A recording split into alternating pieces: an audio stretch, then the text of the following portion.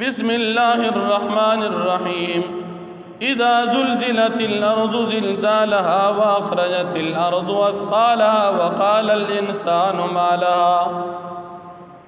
سورة الزلزال.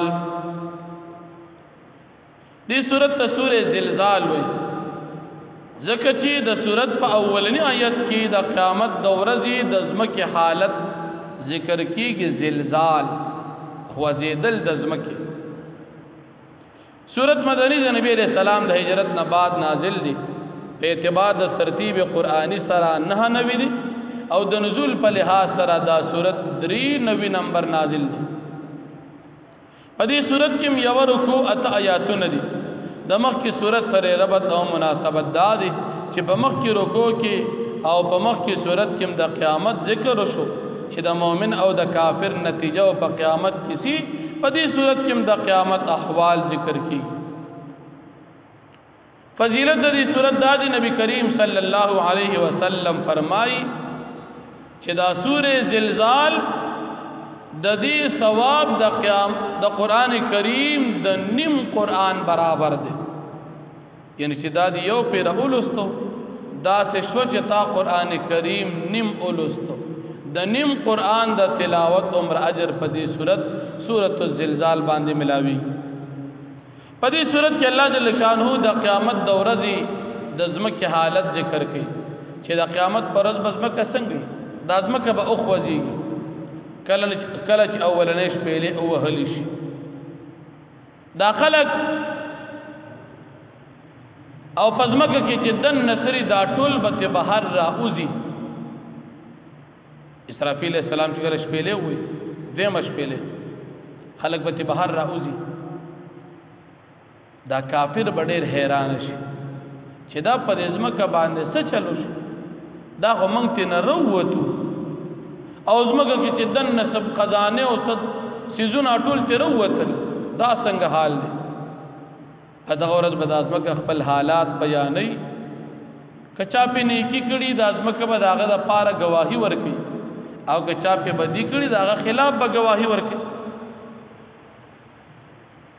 او د ځمکه دا هر څه چې روباسي او دا خوځيږي نه دام د الله په حکم باندې. خلق بدل ډل رواني حساب کتاب میدان ته بزي. هر انسان ته خپل عمل معلوم شي. کله انسان د نیکی عمل د ذری برابر کړي هغه بم دی ویني، او کله بده عملي د ذری برابر کړي هغه بدی ویني. نو مؤمن تبا ثوابونه ملو شي او بد عمل او کافر انسان تبا سزاګانې ملو شي. نو الله جل شانو فرمایي اذا زلزلت الارض زلزالها. هر کله چې خوځول شي ځمکه په خوځولو د دې ځمکې سره، واخرجت الارض اثقالها او راوباسي د ځمکه خپل درانه بوجنا، وقال الانسان ما لها او وای بد انسان نه مراد کافر دی چې په دې ځمکه باندې څه شوی دی. یومئذ فدغورت باندې تحدثو اخبارها بیان بکوي د ازمکا د خپل حالت او د خپل خبرونو. بان ربک او حالها دا زکتی یقینا رب ساتي دی او حالا حکم کړی دی د ازمکه تا.